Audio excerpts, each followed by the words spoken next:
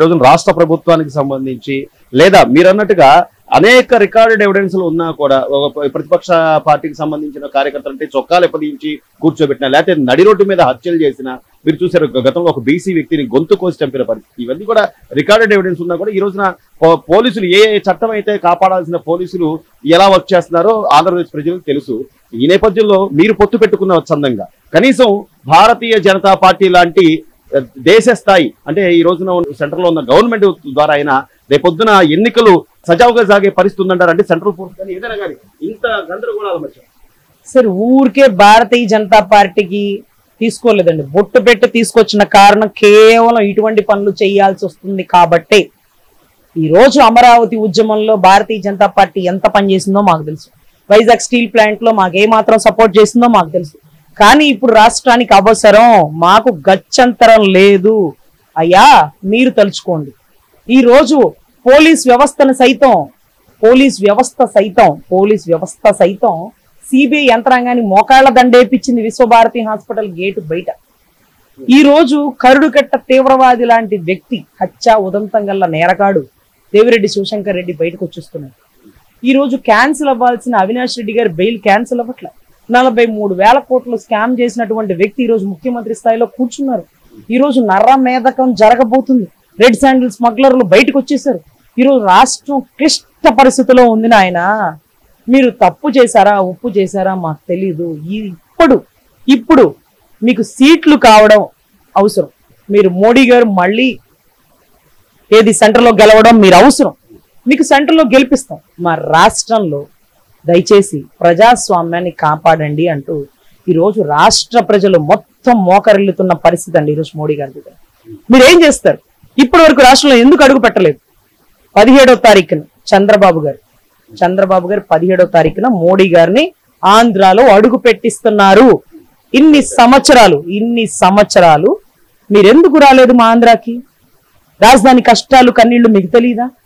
అసలు కర్ఫ్యూ వాతావరణం అయిపోయింది సార్. పాకిస్తాన్ బోర్డర్ ని తలపించింది సార్. అమరావతి ఆడబిడ్డలు ఈడ్చికెళ్ళినారు సార్. ఇళ్ల నుంచి బయటికి రాని ఆడబిడ్డల మీద 10-20 కేసులు వేసినారు సార్. మూగవాడిని సైతం కిరాతకంగా కొట్టారు సార్. కొంతమంది మానసిక వ్యధతో చనిపోయారు సార్. ఇవన్నీ కూడా మీకు పట్టలేదా? 33,000 ఎకరాలు మా భూములు త్యాగాలు చేసి ఇచ్చారు. ఈరోజు పిల్లలకు అవసరమైన అమ్ముకోవడానికి లేదు, వాళ్ళ పీకల మీదకి వచ్చిన అమ్ముకోవడానికి లేదు. సిఆర్డిఏ చట్ట పరిధి దాటి ఈరోజు సెక్రటేరియట్ ని తాకట్టు పెట్టిన దౌర్భాగ్యం. ఈరోజు ఒక గిన్నెలు గడుక్కునే ఆడబిడ్డ నాకు ఫోన్ చేసి అడుగుతుందండి అమరావతిలో, మేడం నేను ఒక గృహిణిని, మేడం మేము భూములు ఇచ్చాం 2 ఎకరాలు, ఇప్పుడు సెక్రటేరియట్ తాకట్టు పెట్టేస్తానంటున్నాడు ఏంటి మేడం? సెక్రటేరియట్ దరిదాపుల్లోనే మా అమ్మాయికి ఇచ్చిన కట్నానికి తాలూకు ఇచ్చిన భూమి ఉంది మేడం అక్కడ అంటే ఆవిడేముందో తెలుసా? అదేం కాదమ్మా అని చెప్పబోయి వాడెవుడు మేడం మా భూములు తాకట్టు పెట్టడానికి? మేమే వాడికి అమ్మినావా? సిఆర్డిఏ చట్ట పరిధిలో ఉంది. వాడెవుడు తాకట్టు పెట్టడానికి? గవర్నమెంట్ ఆఫీసులు తాకట్టు పెట్టండి, అది వాడు బాబు సొమ్ము, గవర్నమెంట్ సొమ్ము, ఇది మా సొమ్ము, మా కష్టార్జితం, మా బిడ్డలకి ఇచ్చిన కష్టాలకి ఇచ్చిన డబ్బులకి ఇచ్చిన పొలాలు అవి అని అంటే గృహిణుకున్న కనీస జ్ఞానం ప్రభుత్వ సలహాదారుకు లేదా, గౌరవ ముఖ్యమంత్రికి లేదా? అసలు ఏం జరుగుతుంది వ్యవస్థలో? సెక్రటేరియట్ మీద ఆ భూమి మీకు హక్కు ఉందా? చట్ట పరిధిలో సిఆర్డిఏ ప్రకారం దేనికి వాడాలో దేంతో వాడాలో అది రాసి పెట్టింది. దానికి విరుద్ధంగా మీరు వెళ్తారా? వెళ్ళగలరా? చట్ట విరుద్ధంగా పోయినట్టేగా. మరి ఈ రోజు భయపెట్టేస్తున్నాం. ఇది రాజధాని కాదంటే భయపెట్టేశారు. సెక్రటరీ తాకట్టు పెట్టేస్తామంటే భయపెట్టేశారు. తాకట్టు పెట్టారా పెట్టలేదా నేను క్లారిటీ లేకపోతే కొడాలి నుంచి పెడతాడు ఏందంట అదేంటి ఆ తిరుపతి గుడికి ఏందంట డెక్లరేషన్ అన్ని గుళ్ళ ఇది కూడా కాదా అంట. అన్ని గుళ్ళలాగా అది కాదా అంట. ఒరే మురిగే కుక్క, నీ పేరు కొడాలి వెంకటేశ్వర, నీ పేరు స్వామి పేరు పెట్టుకుని అన్ని గుళ్ళకి తిరుపతికి తేడా లేదు. అబ్దుల్ కలాం లాంటి వాడే డిక్లరేషన్ పెట్టిరాలా? అలాంటిది పక్క దేశస్తులు డిక్లరేషన్ పెట్టిరాట్లా? అబ్దుల్ కలాం గారి కాలి కోటికి పనికి వస్తారా మీరు? ఈరోజు క్రిస్టియాలిటీ పుచ్చుకున్న నువ్వు బైబిల్ పట్టుకునే నువ్వు ఈ రోజు నువ్వు వస్తున్నావు, మేము స్వాగతిస్తాం, నువ్వు డిక్లరేషన్ పెట్టరా, మేము హిందూ ధర్మాన్ని గౌరవిస్తాం ఒక మాట సంతకం పెట్టరా. మేము పూర్తిగా నేను హిందూగా మారిపోమనట్లేదు, గౌరవిస్తాం అని డిక్లరేషన్ ఉంటుంది, అది సంతకం పెట్టక నువ్వు వస్తావా?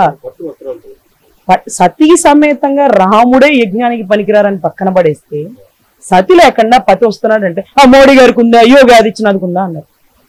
మోడీ గారు ఎక్కడికన్నా ఇచ్చారా? ఈ రోజు గౌరవ జగన్మోహన్ రెడ్డి గారికి తిరుపతి వారి భార్యకు చూపించాలన్న ఉద్దేశంతో ఆ సిట్టింగ్ అంత వేస్తే 2-3 కోట్లు ఖర్చు అయింది.